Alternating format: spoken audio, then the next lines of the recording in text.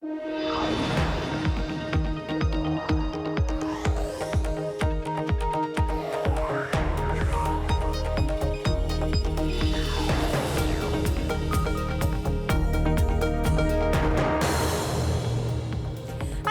San Francisco, and this is Bloomberg Technology. Coming up in the next hour, Apple will move manufacturing of its new Mac Pro computer from the U.S. to China. The timing raising eyebrows in the midst of the U.S.-China trade war. What signal is Apple sending? Plus, Bitcoin breaks through $12,000. Optimism over Facebook's Libra helping to push the cryptocurrency higher despite regulatory pushback. Should investors be wary or jump in with both feet? And after two fairly uneventful presidential debates, uneventful on social media, that is, Twitter is out with a new label that flags tweets that break the rules. The move might even make President Trump walk a fine line. First, to our top story. In light of the growing U.S.-China trade war, many companies are considering shifting their production out of China. But Apple has other ideas. Bloomberg has learned the tech giant will manufacture its new Mac Pro computer in China, moving production of what had been its only major device assembled in the United States. The company will use quantum computer to make this $6,000 desktop computer, and it's said to be ramping up production at a factory near Shanghai. This after reports circulated that Apple was looking to move production out of the country. The Trump administration has imposed billions of dollars of tariffs, as we know, on Chinese-made goods and threatens even more tariffs that would hit Apple products. Joining us to discuss on the phone, we have creative strategies analyst Carolina Milanesi, and here with me in the studio, Technalysis Research President Bob O'Donnell. What timing, Bob? What do you make of this? Well, look, remember that Quanta is one of the biggest ODMs, original device manufacturers of PCs in the world. So this is not an unusual move for Apple to be working with Quanta. The timing clearly is a bit odd that they're doing something just as all these tensions are going on. But remember, this is a very low volume product. Very few of them are actually made. So it doesn't have a big impact psychologically, clearly not. It doesn't look very good. Right. Carolina, talk to us about the potential message this is sending to the U.S. administration and the world. Well, I think that if you remember when they made the announcement, we were originally about the Mac being assembled in the U.S., not manufactured in the U.S. We were right at the epicenter of the whole made in the USA is a great thing, is a good thing. And now, as you both point out, we're at the tensions between the U.S. and China. Reality is, from a volume perspective, this is so low that moving the assembly part to China doesn't impact work opportunities in the U.S. A lot of the components that are used actually in the Mac will be manufactured in the U.S. But from a supply chain perspective, China makes a lot more sense, and it always has. So if there is a signal and a message, if you like, right now is that Apple still wants to keep the relationship with China. But I doubt that that's the driving decision-making part of this move. And it's just logistical needs and best opportunity for them. We do have a statement from Apple. Like all of our products, the new Mac Pro is designed and engineered in California and includes components from several countries, including the United States. This is the sort of familiar refrain we hear from Apple when these manufacturing stories popped up. We're proud to support manufacturing facilities in 30 U.S. states, and last year spent $60 billion with over 9,000 suppliers across the United States. Our investment and innovation supports 2 million American jobs. Final assembly is only one part of the manufacturing process. That said, they reportedly had trouble finding skilled workers who would work for minimum wage in Austin, Texas, where this Mac Pro was being assembled. And you wonder, is moving jobs back to the U.S. ever a possibility? Or, given that Apple is reportedly exploring alternatives to China, what would those alternatives be? Would they be Southeast Asia, Vietnam, et cetera? I think the much bigger story around Apple and manufacturing is what you just brought up, Emily. It's really going to be about moving iPhone high volume products, a portion of them, into Southeast Asia. And to Carolina's point, look, you have to remember that the reason why a lot of manufacturing doesn't happen in the U.S. is because most all of the components, especially the ones that actually have weight and are expensive to ship, are made in China. You've got Intel chips and a few other components from the U.S., but most everything else is made in China, so it's significantly easier to put those pieces there. Some of those chips and other components are now being made in Southeast Asia, and it's just physically much closer to move parts around. And there's a whole supply chain built around that. But this process takes years, if not decades, so even that transition that's been talked about is going to be slow. Final manufacturing of the Mac Pro is like a decimal of a decimal of a decimal in terms of the overall impact, in terms of jobs and everything else. So I think that's not the big question. The big question is, what does Apple do longer term with these other supply chain issues? And ultimately, the other big question that we haven't talked about yet is robotics and the notion of these things being assembled automatically. And even there, the question is, if they bring it back to the U.S., they'd have to do it in such a way that maybe the final assembly is there, but that's sort of, as even Apple said, look, that's a small piece of the overall puzzle. If all the components and pieces that you need are near one place, it just makes sense to build things there. Right, and I know you're about to take off for a trip to China, so you have to tell us what you see. Yes, exactly. Carolina, so far, this has been reported out of Asian newspapers, but do you think in any scenario that Apple will realistically move production of its big ticket items outside of China to Southeast Asia or elsewhere over the next several years, given the political tensions? I think there's always opportunity to look at other markets from a job perspective and cost opportunity. Southeast Asia has become extremely popular with some vendors, but to Bob's point, it takes years to shift. It doesn't happen overnight. Keeping your opportunity open, given your options open, given what has happened this year, it's certainly something that is going to be on most manufacturers' mind going forward. Bob, Johnny Ive leaving Apple. So look, I think the reason why it got such a big reaction is it's the last emotional tie to Steve Jobs, right? He was the last piece. Now, obviously, Tim Cook was there too, but there was that sense that Jobs and Ivey had this combination. It was that drove the Apple magic. So his formal departure is kind of like, oh gosh, it's finally over. But realistically, right? And I know Carolina's talked about this, and she and I have talked about this. His impact has been greatly reduced over the last several years. Not everything he did was fantastic. A lot of the early stuff was big and important. He's kind of been moving away, and I think this is part of a transition that Apple's doing with their overall leadership, a sense to bring some fresh blood in here. I think there's opportunities. Look, the last few Apple products, from a design perspective, they're okay, right? So I think it is time, and I think it's perfectly reasonable.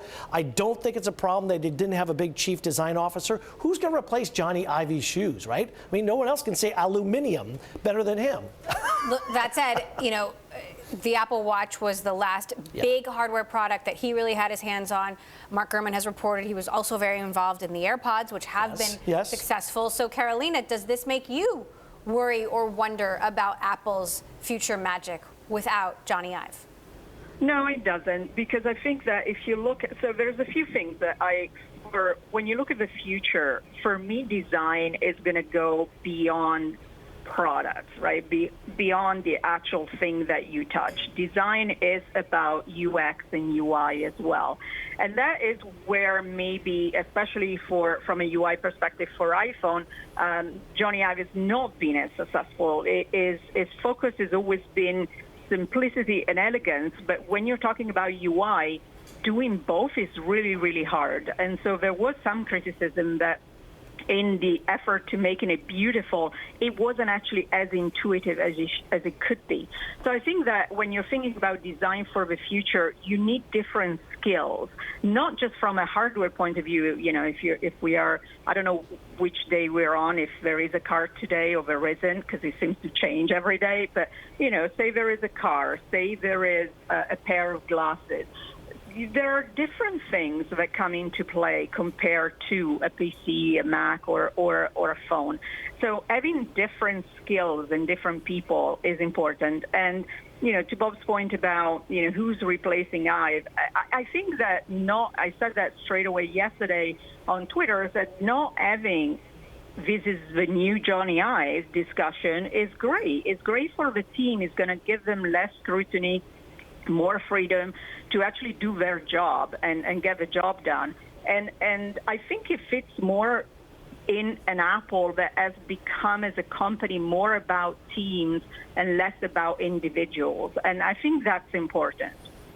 Right, and Apple has said a team of VPs will lead design reporting through to Jeff Williams, the COO of Apple. I know Apple was planning for this. We know that we should have been expecting this for a long time, but it still does feel like a sort of changing of the guard. Okay, Creative Strategies, Carolina Milanesi, and Technalysis Research President Bob O'Donnell. Thank you both. Thank you.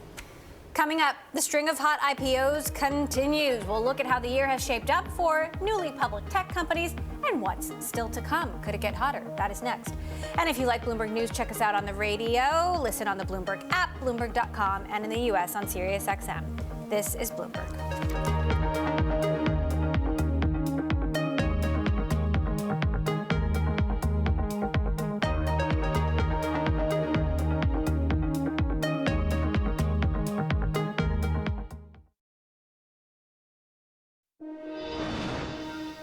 Two companies Friday surged by double digits in their public debuts. Luxury reseller The RealReal went public Friday after its IPO priced above the offering range overnight.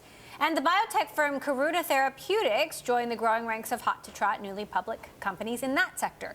Thursday, two other biotech firms popped on their openings. Bridge Biopharma opened 80% above its IPO price, while Adaptive Biotechnology started at nearly double its IPO price. To talk more about the market, we've got Jackie Kelly, EY America's IPO leader, and in New York, Bloomberg Tech's Eric Newcomer. So, Jackie, it was sort of a rocky start to the year for IPOs, Uber, Lyft, case in point. So what's happened in the last few weeks? Well, I think we've seen some very exciting results. The IPOs that have been coming out are performing really well. I think this first starts out with pricing at the right mark, but then also the stories that they're providing, the growth stories, just the results that they're providing are excellent. Is this a pricing thing, though? Have these companies seen the struggles of the companies that have come before, and are they underpricing? Because we can say that this is a good result, and it certainly is for the perception of momentum, but they're leaving a lot of money on the table.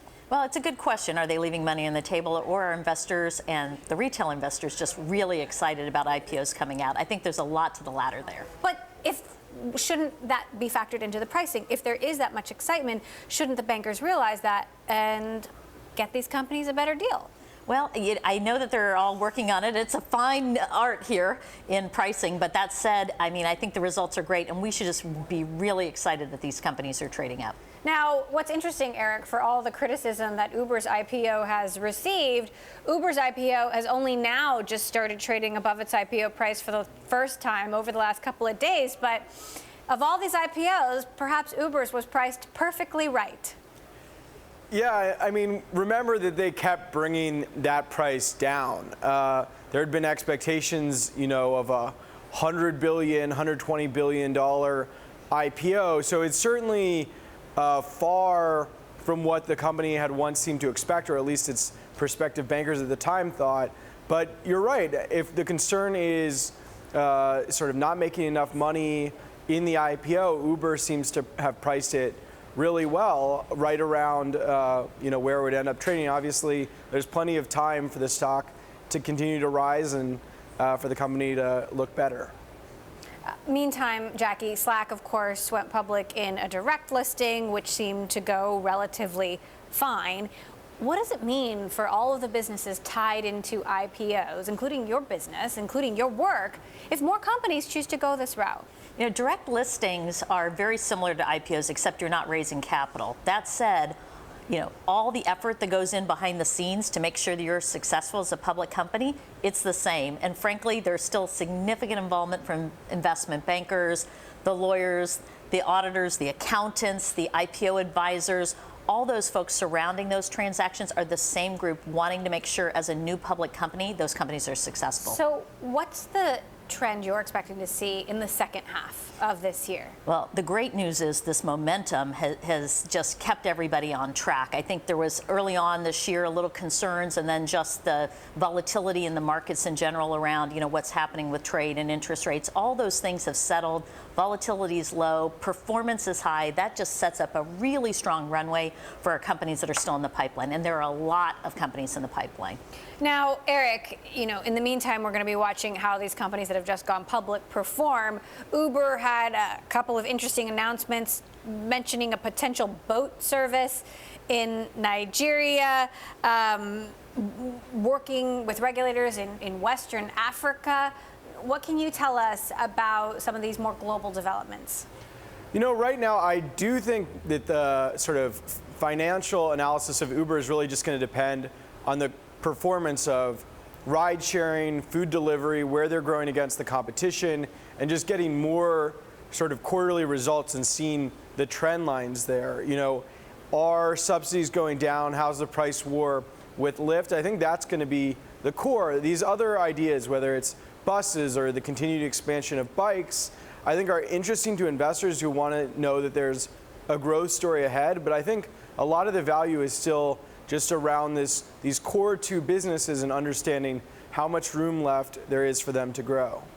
Now, at least in San Francisco, there have been a ton of discounts from both Uber and Lyft. I just checked my email to make sure that I've gotten 50% off discounts on the next 10 or so rides from both of these companies in the last week. Is there something going on right now between the two companies, at least in the U.S.?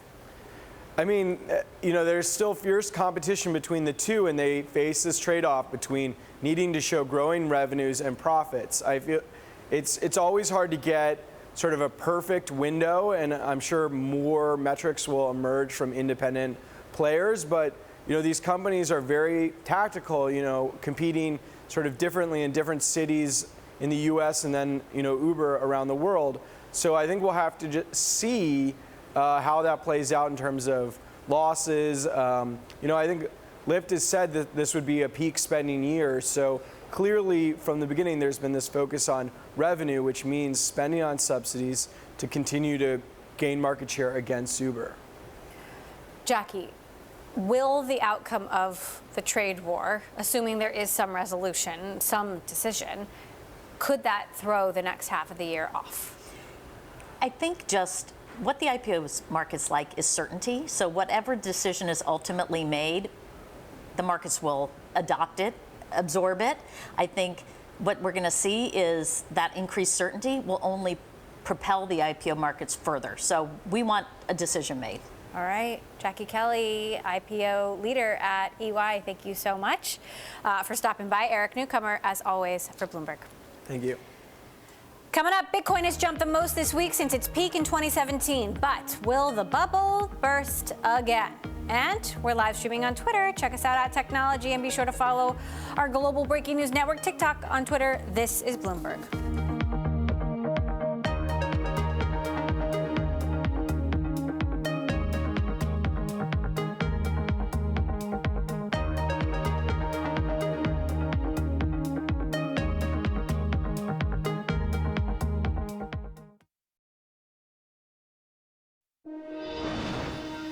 It has been a roller coaster week for what else but Bitcoin. The world's largest cryptocurrency jumped 13% Friday to over $12,000, capping the best quarterly rally since the height of the 2017 bubble. This after a week of extreme price swings, where at one point it reached almost $14,000. Bitcoin has almost tripled since March, but just how much more volatility will we see? Joining us to discuss, Blockchain Capital General Partner Spencer Bogart. So Spencer, we do this every time there is a big swing, but now we've got multiple big swings in both directions in a row. What's happening? Well, I mean, for one, this is natural for any type of asset that has fixed supply but fluctuating demand, particularly one like Bitcoin that's early on in its life cycle. Now, what other types of assets usually have that kind of nature? Well, store of value assets. And you've probably heard that a lot described for Bitcoin, that's a store of value asset, but it's helpful to think about some of the others, right? So people talk a lot about gold as a store of value asset, but there's a lot of others too. High-end art and collectibles is a $4 to $5 trillion market where, again, people assume you're buying this art because it's beautiful, right? You're buying this vintage Ferrari because, well, maybe you're going to drive it around. These things don't adorn people's walls. They're not driven on the street. They sit in vaults and in warehouses, right? So they are a store of value and a scarce asset because there will be no new Picasso paintings, there will be no new vintage Ferraris, et cetera. Right? And real estate actually falls very much in the same kind of category. Maybe not all of the real estate market, but a portion of it. And we can see that in local metropolitan real estate markets like Vancouver, where some of, a significant driver of home prices over the past 10 years has really been overseas purchasers that do not live in the homes and don't collect rental income from them, right? So that's strictly a purchase in a scarce asset that's used as a store of value to preserve capital over time. Okay, so what would your advice be? Do you buy, do you sell, or do you hold this scarce asset? Well, that's the thing with the volatility. Look, with trading, there's lots of emotion. So, like always, what I recommend is that people take a very small percentage of their portfolio, 1% or less probably, and they plan to hold it for at least 3 years at a bare minimum. So how much of this do you think has to do with Facebook's Libra?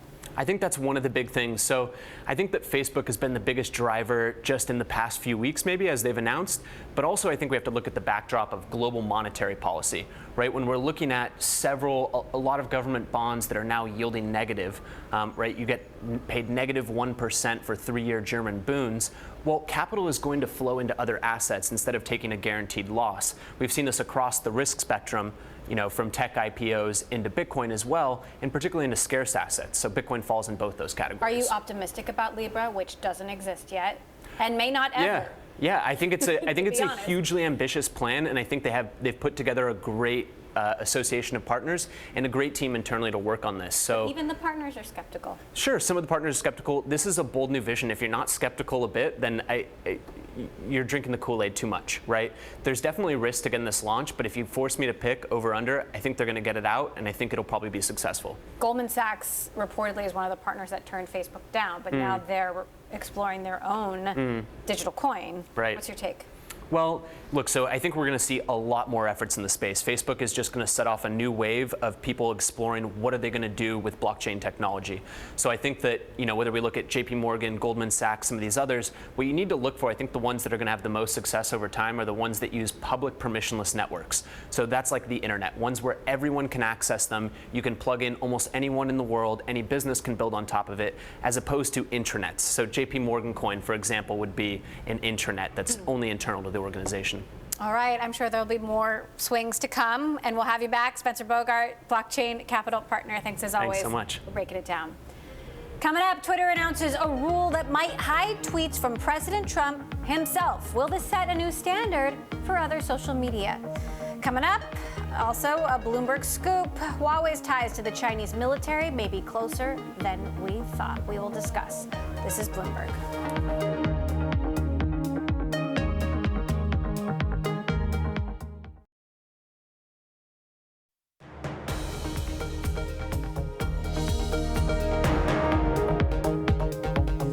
A new label on Twitter will flag tweets from President Trump and other politicians that break the rules. The U.S. president routinely posts comments that might get a lesser-known person suspended for breaking Twitter's guidelines. Well, now Twitter will hide rule-breaking content behind a warning label, which will say the tweet has been left up because of legitimate public interest.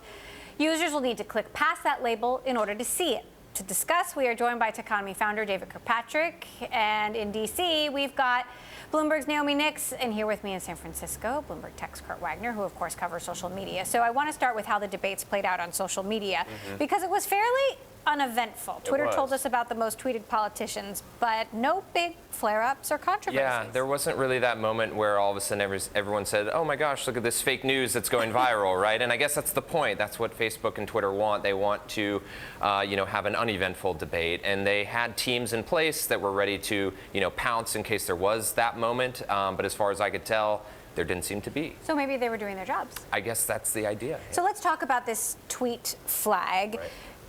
it doesn't just apply to politicians, it applies to anyone with 100,000 followers or more. What's your take? Yeah, well, it is just politicians, which is why I think it's even more so. Politicians with 100,000 followers Correct, or who more. are also Okay. verified. And which is why I think it's even more so kind of specific to Donald Trump. And if you'll remember, this was 2 years ago. He tweeted at Kim Jong-un and he said something like, Rocket Man, you're not going to be around for much longer, or some kind of threat like that. And a lot of people asked, hey, wouldn't this normally get a user suspended? And at the time, Twitter's response was basically, hey, sometimes politicians have tweets that are so newsworthy we don't take them down. Well, now we will know which of those tweets may actually violate the rules, but that the company is kind of labeling as newsworthy and therefore allowed to stay up. David, you've been talking for many, many months, years now, about how difficult it is for these companies to flag any kind of content that breaks the rules or crosses a line. Do you think this will work? Well, it's definitely a step in the right direction. We need to acknowledge that some very famous and powerful people are misbehaving, but I also think Twitter has rightly, in many ways, acknowledged up to now that certain people on Twitter are of a different nature than others. And, even that, I think it's also a lot of judgment calls are going to be required. Even that tweet you cited about Kim Jong-un, I think could be debated whether that actually is a violation of the rules. Is that a country threatening another country, or is it an individual threatening an individual? But nonetheless, this is the right kind of step to take, and I'm glad to see it happening. Now, the president is always quick to talk about conservative bias on social media, and there was an expectation that he could get angry or tweet about this new rule from Twitter, but as far as I can see, still he hasn't mentioned it. Naomi, is there any pushback or reaction from Washington? It's been pretty quiet, but I would say that it was a bit of a bold move for Twitter, given the repeated accusations by Republicans in Washington that tech companies like Twitter are biased against them. They've held multiple congressional hearings on this topic, and as polls show that public trust in some of the tech platforms is waning, Republicans haven't shown any signs that they're planning to slow those criticisms down. And so this, looked like an issue that it was they just gave them more ammunition to continue making those claims. Meantime, of course, one of the biggest flare-ups on social media recently was the Nancy Pelosi video where she was slurred to make her appear drunk, and Facebook decided to leave that video up with a flag. Mark Zuckerberg did say a couple of days ago that there was an execution mistake there, quote unquote, that the process by which it was handled wasn't necessarily perfect, though they stood by the decision. Take a listen to what he had to say. It took a while for our systems to flag that and for fact checkers to rate it as false. Once the fact checkers saw it and rated, they were able to rate it within an hour, but it took more than a day for our systems to flag it, and during that time it got more distribution than our policies should have allowed. So that was an execution mistake. I think that what we want to be doing is improving execution, but I do not think we want to go towards saying that a private company prevents you from saying something that it thinks is factually incorrect to another person. David, I really would love to hear your reaction to this. Is it yet another Facebook sorry, not sorry moment? I think Facebook probably did handle, their rules are good on that. In the case, I don't think that the Pelosi video should have been removed. I think, as he said in that same interview, which I happened to be at, there are so many gray areas that if Facebook is being asked to make a universal determination of what is and is not legitimate and false in many instances, it's going to be extremely controversial in itself. So de-weighting it within the news feed and within giving it less distribution strikes me as right. And I would like to just also say, I think Nancy Pelosi's reaction to that whole thing was very extreme and inappropriate when she acted as if that proved that they really sort of tolerated Russian interference in the presidential election. It really wasn't that. They're trying hard to do the right thing, and it's tough. These are tough decisions. That said, Naomi, Pelosi's reaction is certainly an example of just how angry politicians are right now at Facebook on both sides of the aisle, or at least they think it's politically expedient to act as if they're angry.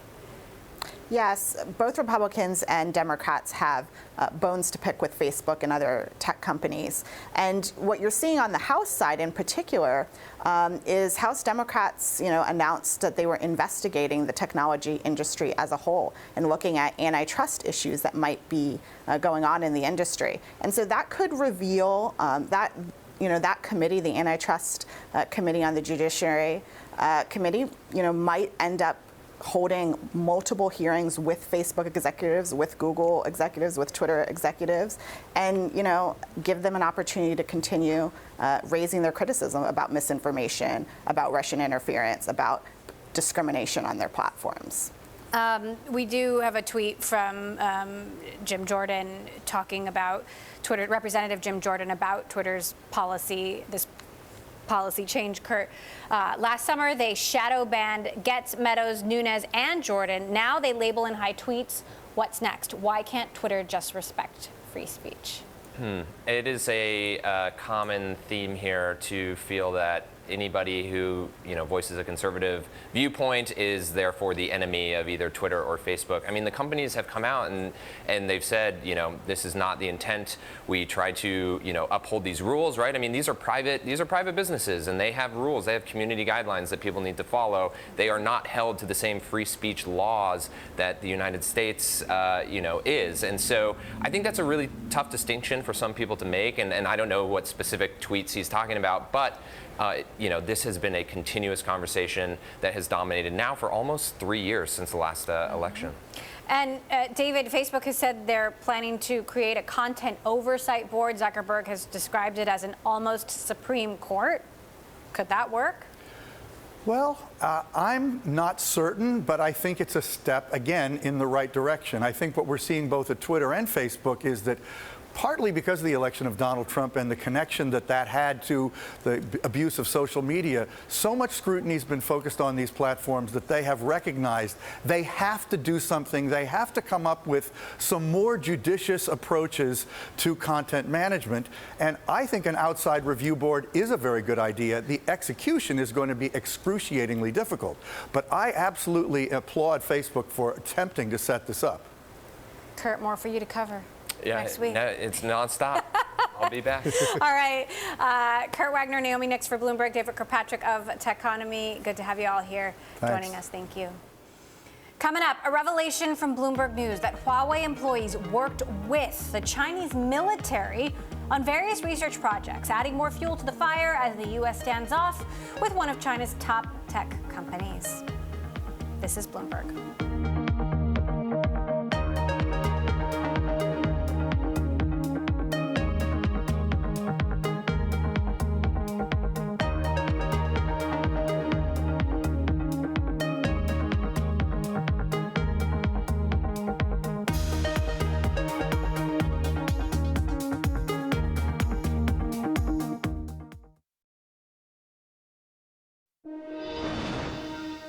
Now to a big Bloomberg scoop. Over the last decade, Huawei workers have teamed up with various members of divisions of China's People's Liberation Army on at least 10 research projects spanning from AI to radio communications.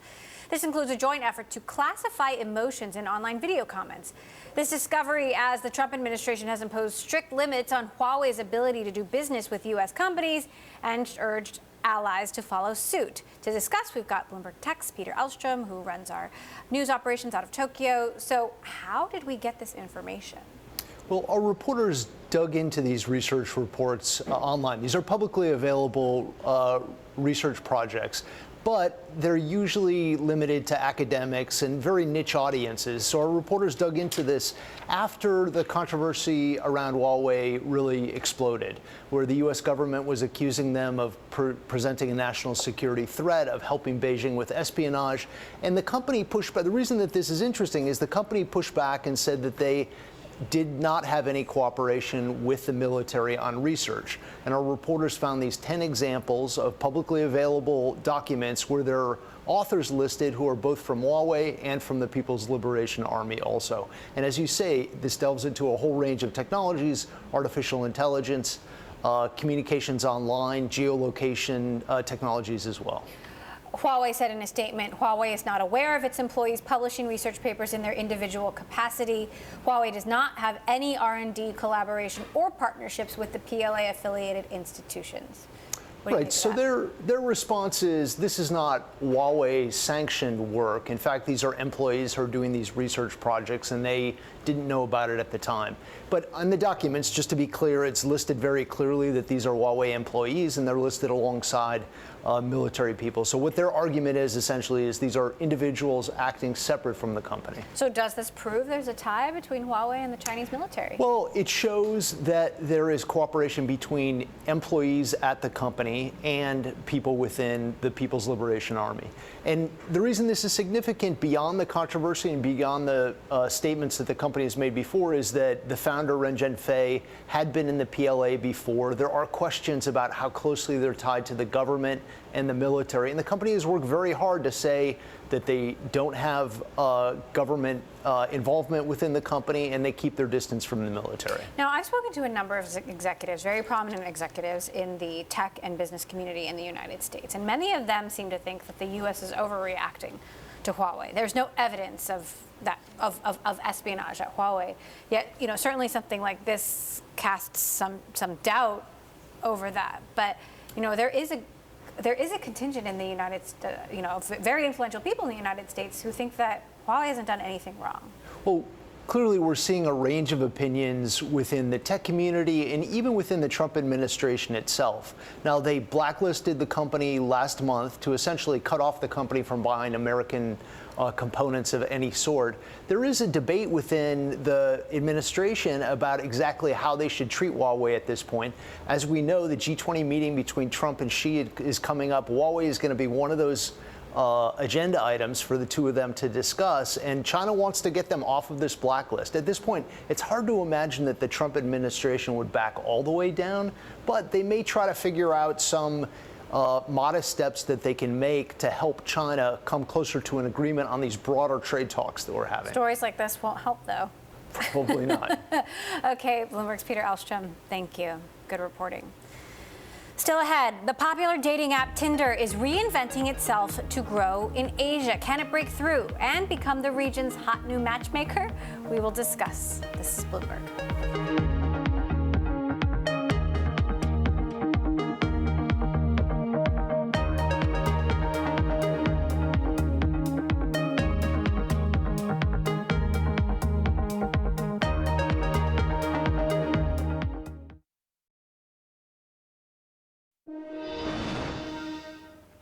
Users swipe right and left to find their next hookup on the popular dating app Tinder.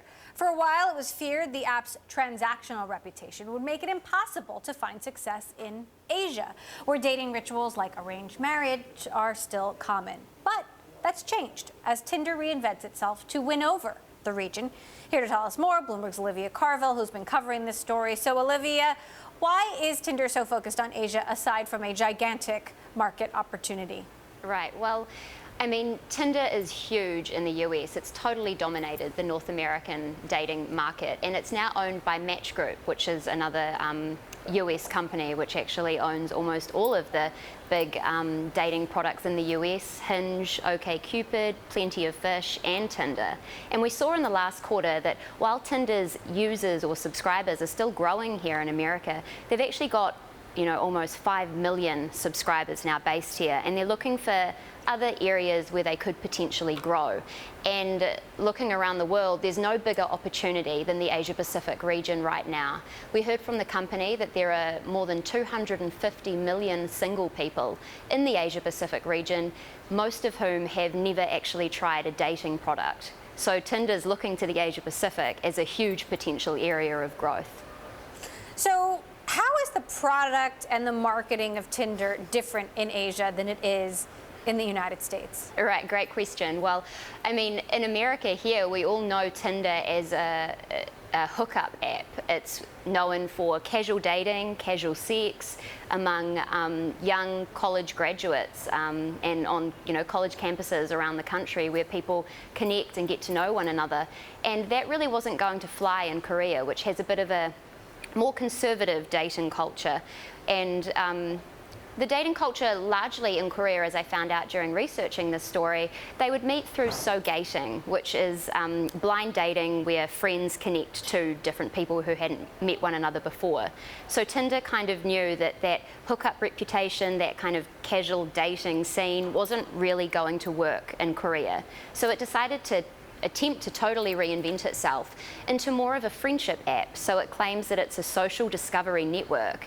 And when you look at their marketing around the country, on their billboards outside university towns, the advertisements all read, "New year, new friendships, new you." So it's really around building friendships rather than dating. Is this going to fly in China, where there is tough regulation on U.S. social media companies, or they are non-existent, or is Tinder focusing on Asian regions outside of China? Yeah, at the moment, in the last earnings call, we heard from the CEO that they're really not looking at China right now, but they are looking in different countries across the Asia Pacific. So huge focus in Korea. There's another big focus in Japan and in India, where they have local managers on the ground trying to connect and learn the cultural customs. And we heard from Mandy Ginsberg, who is the Match Group CEO, who said that they're spending more money on marketing in India, Japan, and Korea than any other area in the world right now. And they're also looking to potentially expand into Taiwan, Indonesia, Singapore, but China's still on the back burner due to the issue with regulations. So what's the outlook for Match more broadly, now owning all of these properties? Though, of course, the original Match app has been, criticized for being sort of old and stale. Yeah, I mean, one of their strategies in these new countries is actually getting these local managers on the ground to look for potential acquisitions. So in Japan, for example, they've acquired the app called Peers, which is a model where only the men pay, and that's really familiar and well known in Japan. So that's the biggest online dating app there, and they're also trying to build up Tinder as well. But Match is being pretty strategic, it sounds, in terms of trying to encourage the local managers on the ground to look at potential acquisition opportunities, because some of these countries have completely different cultural customs than what Match is familiar with. For example, in Korea, there are a lot of dating apps that do things pretty different to Tinder or Match's other products. For example, one app called Amanda, you have to, in order to apply to be on the product, you actually have to get rated by the users out of 10. And there's another app called Sky People, where men can only get onto the app if they hold down a job as a doctor, lawyer, or for a major conglomerate company, or went to a prestigious university. So there's lots of different acquisition opportunities for products in this space. Fascinating. So fascinating, all of the dating nuances around the world. Thank you, Bloomberg's Olivia Carville, for that. Well, with Disney buying out Fox Media's assets for $71 billion, James Murdoch was in need of a new gig. And it looks like the son of billionaire Rupert Murdoch has found one. Murdoch is investing in drones, specifically Norwegian drones. He's now backing the seed round for Ubik Aerospace, a firm that claims it will transform unmanned aircraft operations in cold climates. To tell us more about Microsoft's new venture, I want to get to LA, where Bloomberg's Anusha Sakui is standing by. So how do James Murdoch and drones mix together? Hey, Emily. Well, I kind of had a similar sort of this is very technology, very, very dry drones. I don't know. But then when I delved into a bit deeper about what this company is all about, it's about de-icing drones, which again sounds very technical, but it's basically a big bet on the fact that flying taxis and packages with, drone package delivery via the Amazon and the likes are testing out is going to be a big market. And this Norwegian company has been developing the technology for that, and to help unmanned aircraft travel into very cold climates and basically help that whole industry. And that's a product that they're expecting to launch last year. And James Murdoch has this new family office called Lupa Systems, and he's done a couple of investments, and this is his third one that he's done. So how did the deal come about? Well, it's an interesting question. He's got on his team an analyst who was at the Defense Department of the Pentagon, who was, in this field, and this is an area of research that had been going on. And he had, it was his idea to approach this company and give them seed funding. So that's one of the investments they've done. But James's fund has also invested in, comics, a comic book publisher. He's also invested in Human Ventures, which is a VC company.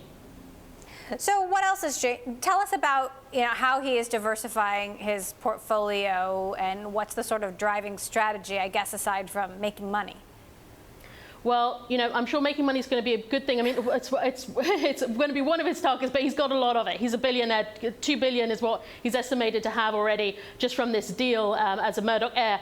But one of the insights that we've got here is that they're looking at, tech, obviously, and ways to make, the world better and focusing on solving the problems of the future. It's quite vague, I suppose. But we know that he has also in his interests social issues.